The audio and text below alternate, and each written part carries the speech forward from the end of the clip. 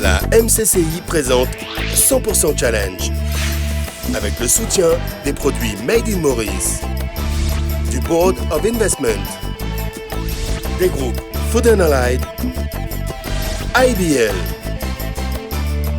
UBP, Taylor Smith, de la SBM et Sotravic, Larim et Natech Medical, avec la collaboration de DCDM Research, Touchpoint et le groupe La Sentinelle. Une production Digital Island. Mesdames, Mesdemoiselles et Messieurs, bienvenue dans ce nouveau numéro de 100% Challenge. Pour sa 4e saison, notre émission vous donne rendez-vous chaque semaine avec le monde des entreprises afin d'y découvrir leurs stratégies, les hommes et les femmes qui les font vivre, ainsi que leur savoir-faire. Entre nos rubriques, nous vous proposons de découvrir quelques-uns des derniers développements de l'industrie du tourisme.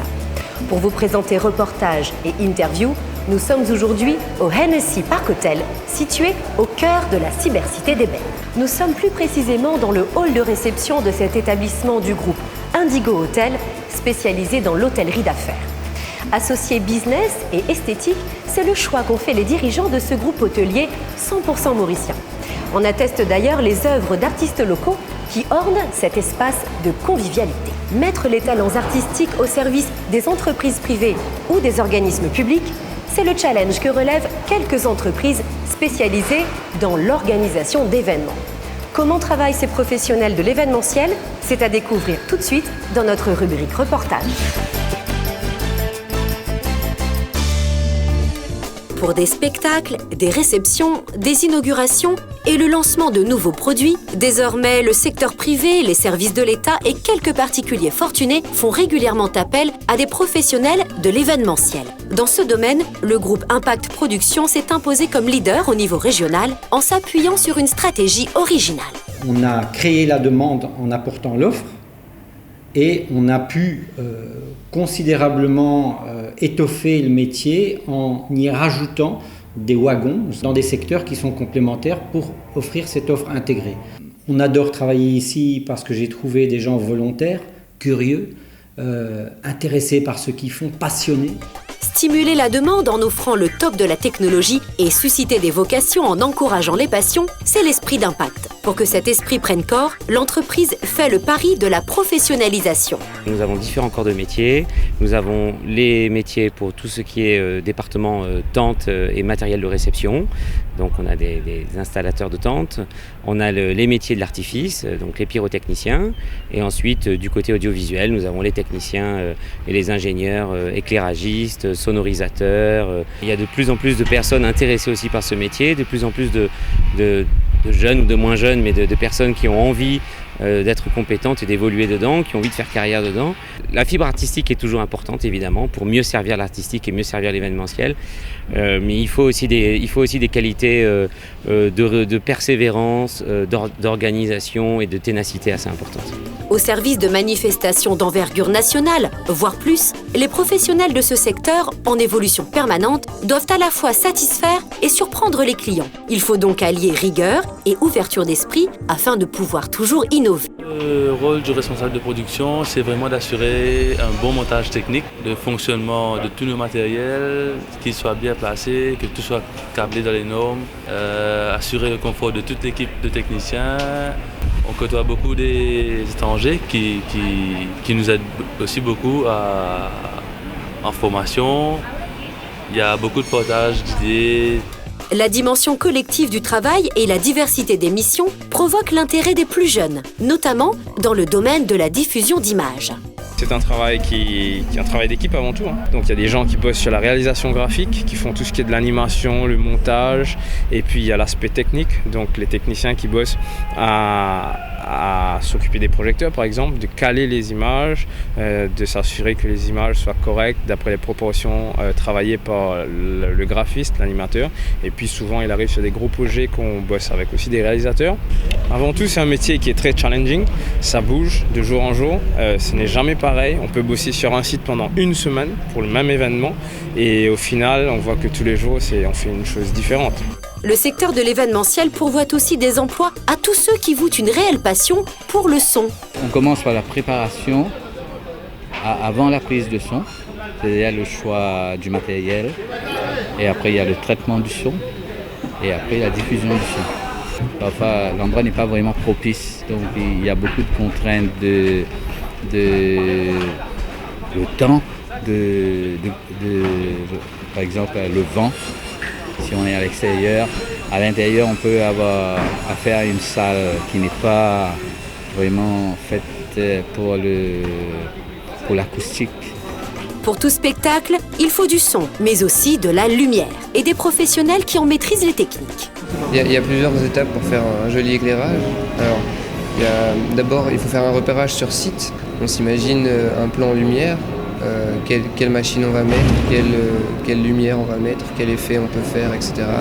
On demande au régisseur général de voir si ce qu'on a créé, ça lui plaît, etc. On rajoute s'il manque des choses et on enlève s'il y en a en trop. Qui dit fête dit aussi feu d'artifice. Pour les tirer, on emploie des pyrotechniciens. Leur savoir-faire est très recherché. Dans les grands événements, comme les petits d'ailleurs, il y a toujours quelque chose pour ponctuer. Généralement, c'est un feu d'artifice. Dans ce secteur, la maîtrise de soi, le sang-froid et la connaissance, naturellement, qui s'acquiert au fur et à mesure des produits et de la façon de les utiliser.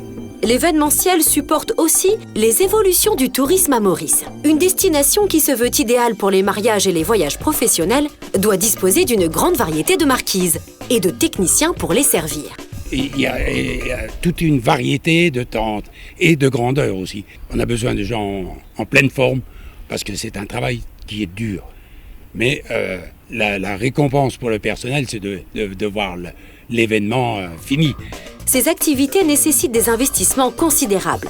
Après s'être constitué un parc de matériel unique dans l'océan Indien, Impact Production n'a pas l'intention de s'arrêter là. Pour 100% Challenge, son directeur révèle un projet impressionnant. Un lieu où pourront se retrouver différents acteurs du secteur de l'événementiel. J'entends par là des boîtes de communication, des agences de mannequins, des boîtes de sécurité et bien sûr tous les entrepôts d'Impact Production avec toute l'offre intégrée. À terme, je crois que l'industrie événementielle, si on englobe les artistes, c'est plusieurs milliers d'emplois.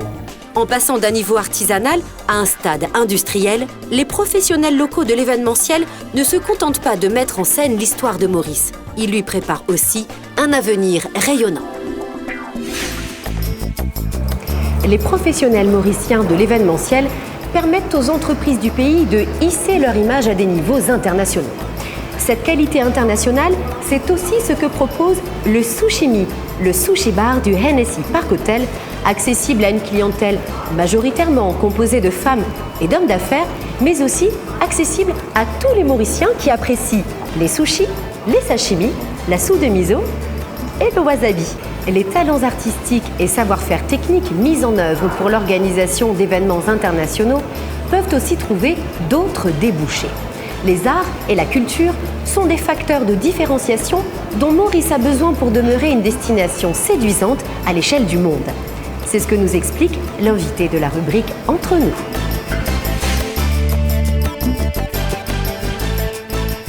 Notre rôle à Culture à venir, c'est de penser à des grands projets culturels qui vont durer dans le temps.